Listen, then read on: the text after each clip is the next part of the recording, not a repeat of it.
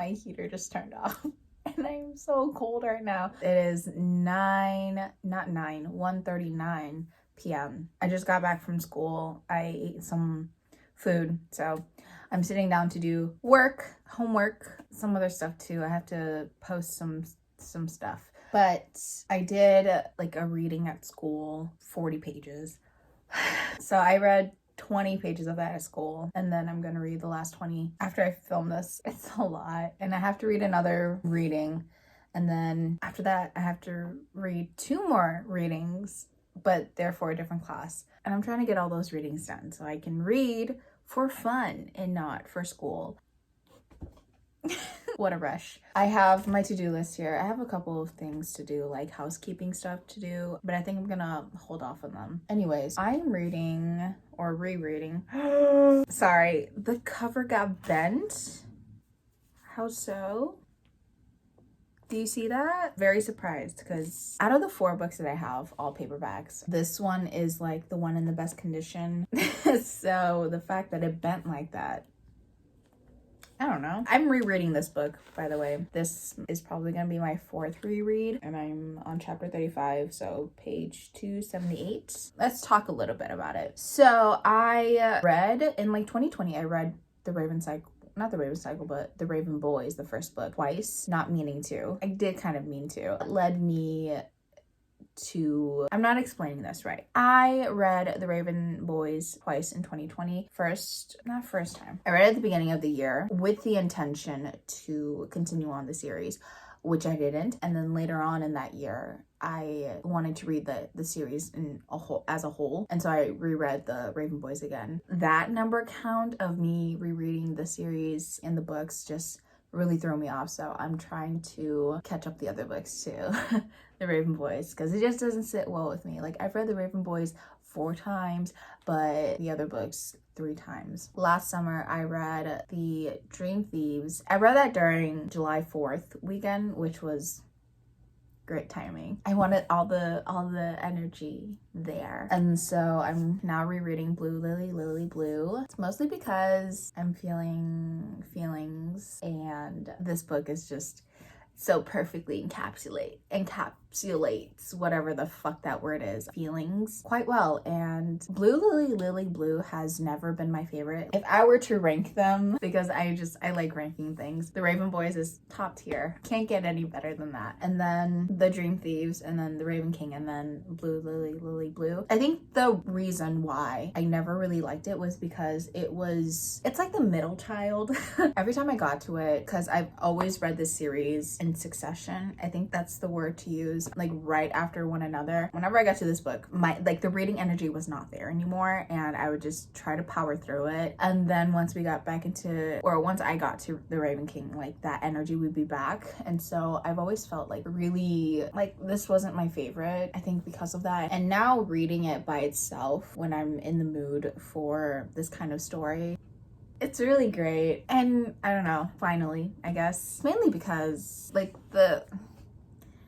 I don't know what I'm trying to say, because I haven't filmed a video in forever. But anyway, to kind of describe why I'm really liking it now, obviously it's because I'm in the mood for it. But I have been slowly growing my appreciation for Adam Parrish, and I get him. I get him to his core.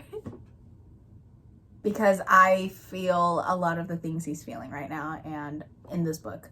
So that's finally, we've reached this point in my life. Anyway, I do really want to try to finish this book. I've been reading this for a week or 2 now. I really want to finish it. I have a whole bunch of other books I want to read. Mainly The Final Offer by Lauren Asher, which is the last book in the Dreamland Billionaires series. I'm so excited. And it came out yesterday, so I'm really wanting to finish this book so I can get to that book. And I also have a whole bunch of other romance books that I want to get to. Let me just pull it up. Yeah, I have a lot of them. I've been feeling iffy about romance books nowadays. I feel that when I was really just starting getting into the genre, I was reading anything and everything I could get my hands on. But now that I've read a lot of romance books for a person like me, I've read enough where I know what I like. And so I feel like I'm getting more picky with it. So that's that. I'm gonna try to get all my homework done so that I can read and finish Blue, Lily, Lily, Blue. I want to try to get it done by 5. Earliest by 4, latest by 5. Yeah, let's go.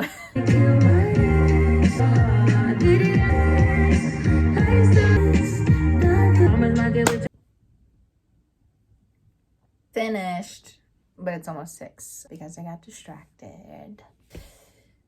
Shame on me. Anyway, I'm gonna go read. I think I might take a shower first and then I'm gonna lay in bed and read. Maybe I'll update y'all if I finish it, which is not likely, but fingers crossed. Look at my sword earrings.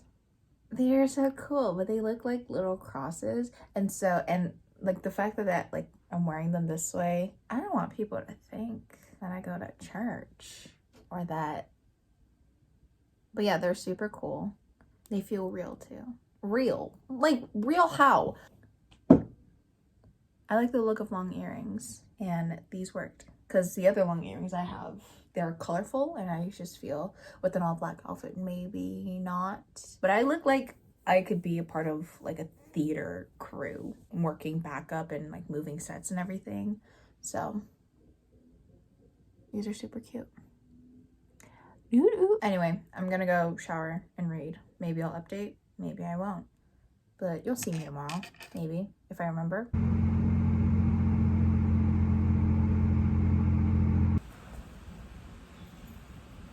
I finished Blue, Lily, Lily, Blue yesterday night, and it was great, as always. But this reread has been the most emotional and enjoyable. I have a newfound appreciation for this book because it was never like my favorite. It's still not my favorite. The ranking still goes the same. I have a new attachment to this book, which I didn't have because I felt more attached to the other 3 books and not this one. And so I now have an attachment to this book and it's great.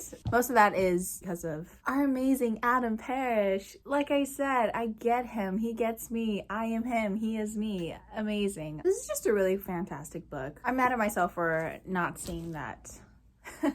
But, you know, we're here. And I do want to share some of my favorite quotes from this book because they were like a partial reason as to why I wanted to read this book again. He wondered if Gansey and the others had really gone out in the rain to explore Cooper's Mountain. Part of him hoped that they hadn't, though he tried his best to kill the baser emotions regarding his friends. If he let them run wild, he would be jealous of Ronan, jealous of Blue, jealous of Gansey with either of the other 2. Any combination that didn't involve Adam would provoke a degree of discomfort if he let it. And then I wrote a little note. It's okay, that's me too sometimes. I wonder which reread I wrote that because I'm feeling it immensely now. Another line that I really liked. As they moved through the old barn, Adam felt Ronan's eyes glance off him in a way his disinterest practiced but incomplete. Adam wondered if anyone else noticed. Part of him wished they did and immediately felt bad because it was vanity, really. See, Adam Parrish is wantable, worthy of a crush, not just by anyone, someone like Ronan, who could want Gansey or anyone else and chose Adam for his hungry eyes. So many lines in this book are great. And I love it. I just really love Adam. Maybe it's because I'm going through a lot of the like similar feelings and emotions that he's going through here that like I understand him so much now. Because in this book, Adam, he's very much, the line always comes up like, I am unknowable. No one fucking knows me. I know me best. Because he's very always been me against the world type of thing. And when we get to the end, especially in the courtroom scene where Gansey and Ronan had run just to be able to make it to the trial, Adam is like, they did it for, they're here for me. And Adam has kind of like come to the realization that, oh, Gansey isn't pitting me. He wants to be there for me. He wants, like, he's my friend through and through. And I think that's just like the most beautiful progression ever. I love Adam. He is amazing. And I don't even know if anything I'd said makes sense, but it makes sense in here for me. This book is great. It was amazing. The next book, now that I finally finished Blue, Lily, Lily, Blue, I'm gonna read The Final Offer, and I'm super excited about it. Before I actually read though, I want to get some work done. It's not that long. I have 2 readings to do, and that's it. And I should be done 3, almost 4 right now. So I should be done with it by 5. And then from there, I will read the final offer.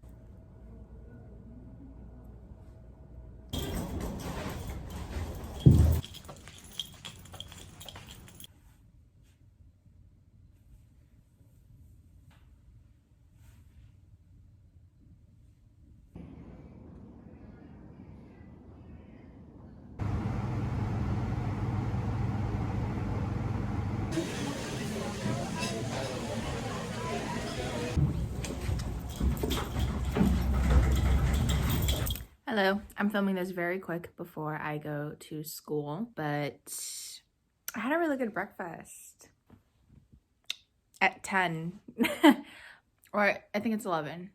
At 11, I had sardines and rice and seaweed. I feel like my breath is gonna really stink. I don't really usually eat breakfast, but eating those sardines reminded me, I don't know, of when I was little, and when there was kind of like no food, we would always have these cans of sardines, and my dad would heat them up at the microwave and we would just eat with rice. That's good writing material. So just wanted to get it out here so I have it down. Anyway, I finished the final offer yesterday. It's just called final offer, not the final offer. I finished it yesterday. It was good. Took me a while to finish it though, because I was so busy and very tired. So finally finished it yesterday, and I'm just repeating myself. It was good. It's what a romance book is, you know? You're meeting again, at least for this book, and then you get together, and then third act breakup that's caused by some misunderstanding or overhearing or whatnot, and then they get back together at the end. Your standard romance book. It did what it had to do. I liked it. This book does handle subjects of addiction, substance addiction, and it's pretty heavily throughout the book that it's talked about, because our main character Cal, one of our main characters, Cal, he struggles with substance addiction, and so it is a theme throughout the book. So if you're not comfortable with reading that, then I would say skip it, since that theme kind of runs throughout. I mean, I don't have much to say on it because I don't know much about it, but it was interesting to read, because I feel like with romance books, I so rarely read characters who struggle with addiction. So it was something new for me. I think I gave it a 3 out of 5 stars. I gave all the books in the series 3 stars-ish, but I will have to say I think I like the first book still. The second book, it was just my big gripe with that book was that the first chunk of that book, the second book, I just didn't feel like the relationship was established that much, and it was like you just have to kind of get into it, and so I wasn't really feeling it until the second half. And so the first book because the third book I felt the same way, but I think it was quicker to delve into their past and then kind of build it up from there again. But yeah, the first book, still my favorite, mostly because I just love how much of a loser Rowan is. Unmatched energy, and I love it. Like, he's the pathetic loser that I love in romance stories. So yeah, I liked it. And plus, I don't know, spoilers here, the catfishing, it's so funny. Not really funny, but it is kind of funny. Like, these are fictional characters that I'm talking about, okay? It's fine. It was kind of funny. Like, that was the solution into getting close to her. But yeah, that first book is just full of the funsy drama type of stuff. Obviously, it does deal with heavy subjects, and I'm not like gonna like make fun of that, because like obviously what the fuck. But like the romance stuff with Rowan catfishing, the fact that he's just such a loser, I love it. And I mean loser affectionately, not loser. So that was the Dreamland Billionaire series.